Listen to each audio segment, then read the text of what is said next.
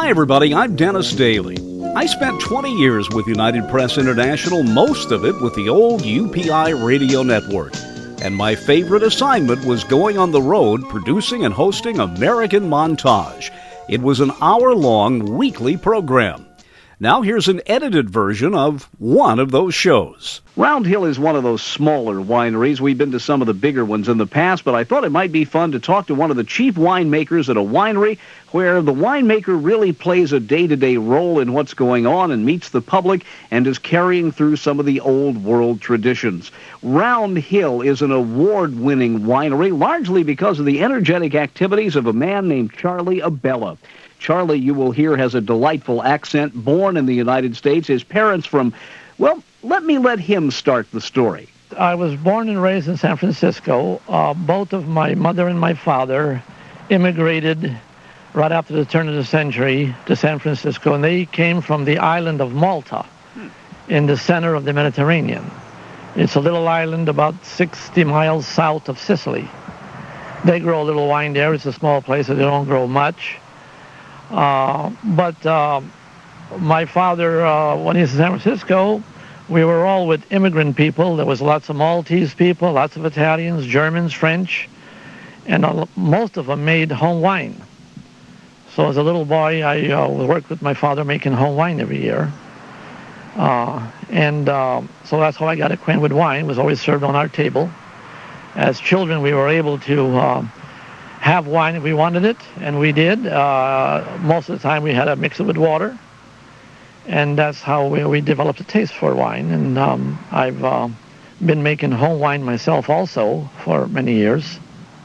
I was working for a gentleman, Ernest Van Asperen, who was the largest wine and spirits retailer in Northern California. He had about 85 stores, Ernie's Wines and Liquors. I was working for him. He moved up in 1968 to Napa Valley and bought a beautiful estate up here.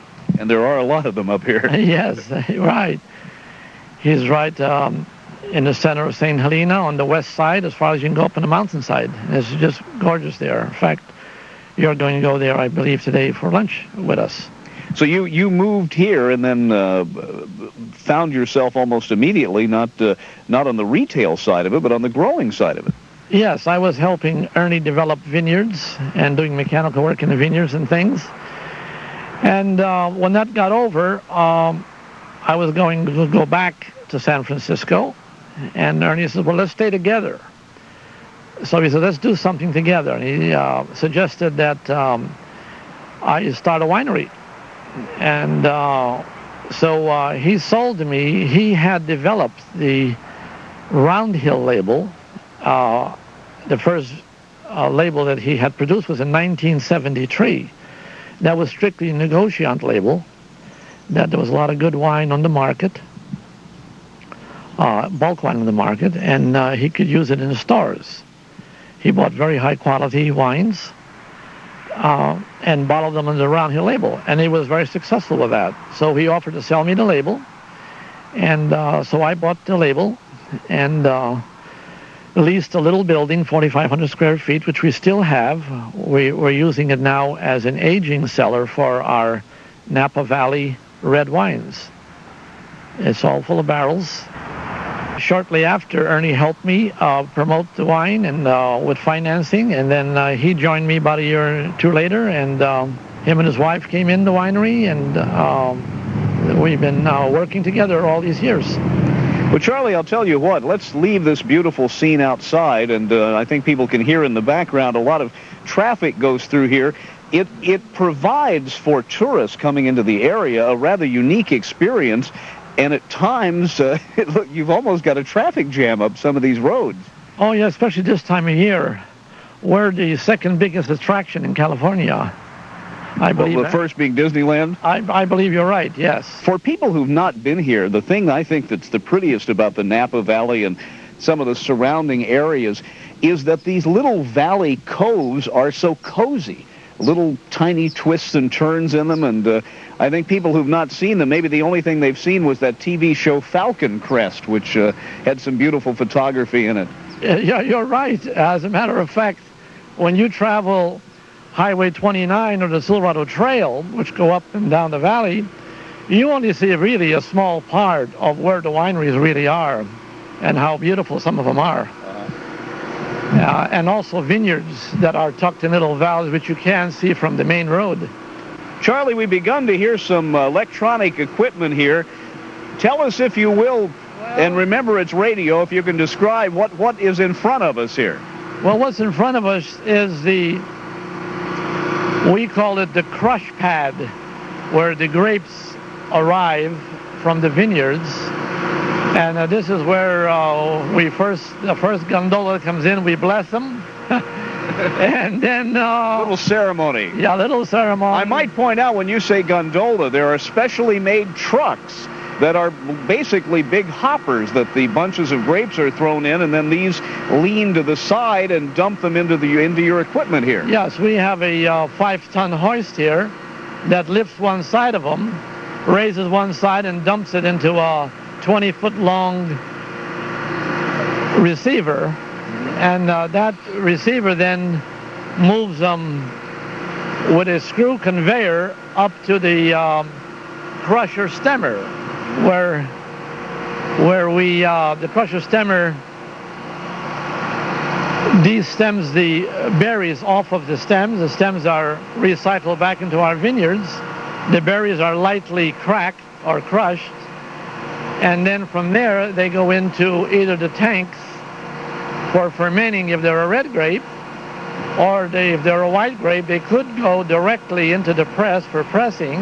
Well, now, you don't have that scene anymore that was immortalized in one of the I Love Lucy episodes where you're out there stomping on the grapes anymore. No, unfortunately, we only do that for show once in a while, to have a few laps and a good time.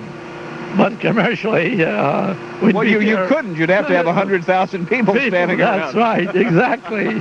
Charlie, take us around here, if you will, and tell us what happens. The grapes come in from the vineyards, and you take the stems off, and they go through this big conveyor. You might call it an auger. An auger, right. And depending upon the color of the kind of grapes, they go into one or two areas. I'm still fascinated by the fact that for the most part, except for a lot of knowledge and tender loving care, you just kind of leave the grapes alone to do their own thing. Well, actually, nature does more for the grapes than we do. We only assist nature in making the wine. We kind of guide it along a little bit. But very true. Most times, you got a good product coming in, good grapes, and nature will take care of the rest of it. We just have to guide along and be careful. It is a food product, and you must be clean and sanitary, because it could get different bacteria in it. So we do that very carefully. Now, and as you say, everything in here is immaculately clean. It has to be. Yeah, this is a clean room. Okay, here they come. They've been corked already and sealed. Coming out on the other side, and they are corked and sealed. And now we have a person here who is visually inspecting the bottles. They're inspecting for low fills or high fills, or the position of the cork, if the cork is at the proper level, for anything that might be in there, a chip off of a cork, a chip. A nice winery here, a nice design, and very efficient. Well, Charlie, it's all a science, and I want to thank you for giving us a peek behind the scenes, if you would, here at Round Hill. You do some great work. Thank you very much, Dennis, and it was a pleasure to have you here with us today.